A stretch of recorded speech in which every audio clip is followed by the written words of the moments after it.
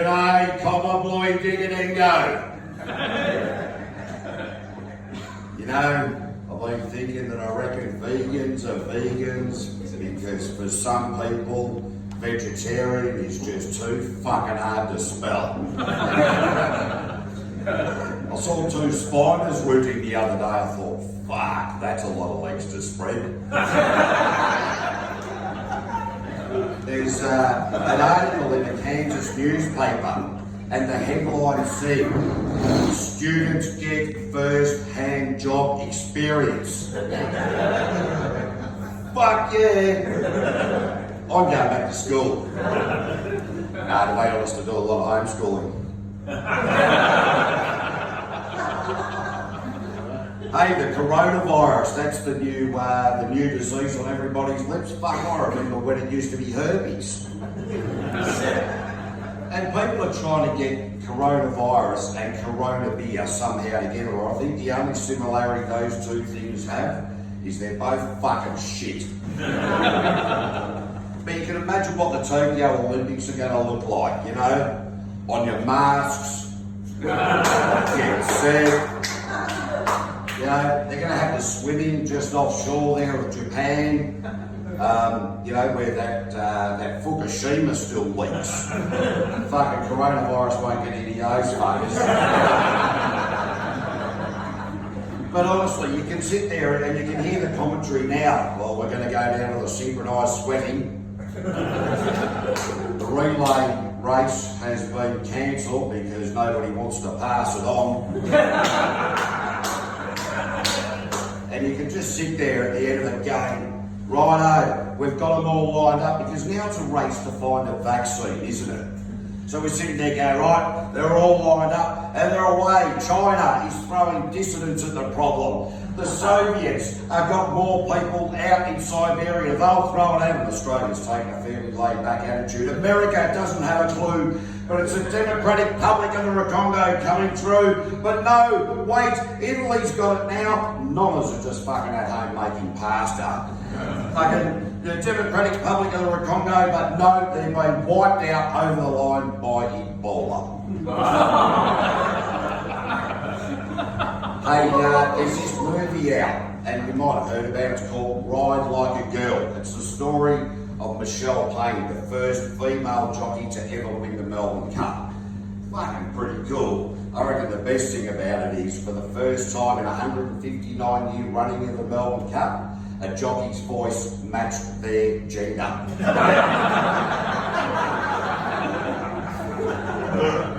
There's a sperm whale washed up on a beach in Scotland. In its stomach, it had cargo netting, it had some gloves, plastic strapping, all sorts of shit. And I'll tell you, if some media organisations had got on with that, they would have said it is a terrorist suicide beaching. But the amazing thing is, scientists said it was in good condition. Good condition, you reckon? I don't think so. It had enough shit in its gut to build an adventure playground. It was on the beach. It was fucking dead. Ironically, it had no sperm in it. So I've got this dog. Her name's Medusa. Her full name is Medusa Jane Dingo Barrett Dog. But she was feeling a little bit poorly recently, so I took her to the vet. And the vet took some x-rays and put them up on that thing that the vets do, and he goes, "What do you reckon's that dark spot's?" And I go, "Fuck, man, this is heartbreaking. You know, your animals, it's heartbreaking." I'm thinking, fuck, she's got cancer, but she doesn't smoke anymore. She vapes. And he says to me, "Those dark spots represent wind." And I went, "So you have charged me $600 fucking to show me photos of unrealised dog farts?" Man, I know that I've done some tremendous farts in my time, the sort of farts you don't need a starter's pistol to know you need to run away from them. But the next day, the dog's farts were realised as they materialised, and they were fucking next level, I can tell you. They nearly killed the kids. We actually had to hospitalise the asthmatic one, and we buried the cat. I took the photos of those farts and I put them in the family photo album. So there's me and the missus, me and the missus and the kids, the dog's farts, the dead cat, the kids crying, and the very happy fart-free dog in the cat's bed. Many years ago, I was in the UK and they were looking for a voiceover person for Fosters. And I thought,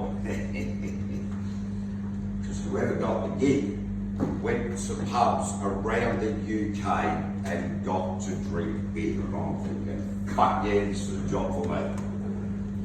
So I went down to the audition. Now, believe me, we know Foster's is fuck, right? That's why they put the F on the can to say this is fucked. I thought I'd give this a crack anyway. So I go down there and I do this voiceover. For a hard-earned thirst, you need a big cold beer. And the best cold beer is definitely not Foster's. So if you're looking for a decent cold beer, go down to your local bottle shop and check out their selection. And remember, at home, Australians only drink Foster's when there's just 4X left in the fridge. I didn't get the job. But people, international people, think that it's 4X because Australians don't know how to spell beer. No, that is not the case. Each X represents poison. They warn you 4 fucking times and those Queensland idiots still drink that shit. So, ringtones have changed over the years, haven't they? From the mobile sort of, when we first got mobile phones, they were very electronic, really, and now they're a bit more traditional. They're more bling, bling, bling. The tone of my ring has not changed at all. I suspect it's still brown. In fact, it's a colour called ochre hollow. I know because I colour matched it. Which was awkward for me and the security guard at Bunnings. So recently we discovered that the biologists discovered that the smallest muscle in a sheep is a Kiwi man's cock.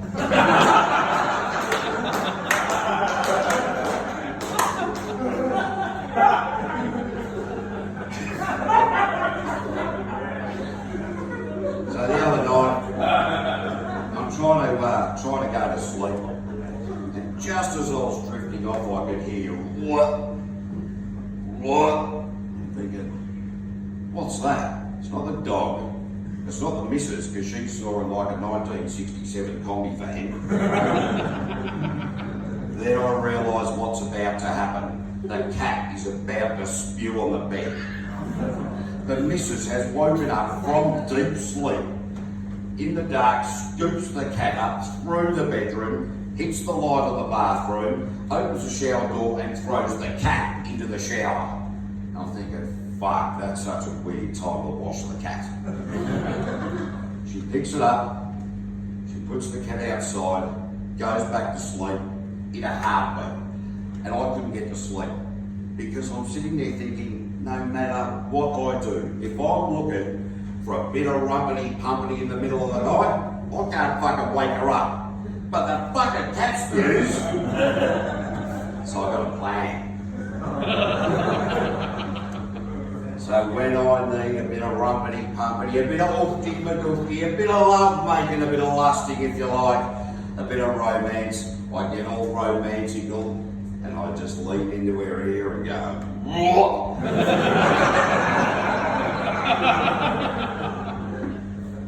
Results aren't in yet. Ladies and gentlemen, my name's Cave, that's short for caveman, and it comes from a time a few years ago now where I lived in a cave for 44 days and survived on 60 jars of peanut butter. But that's a story for another night. Thanks very much, mate.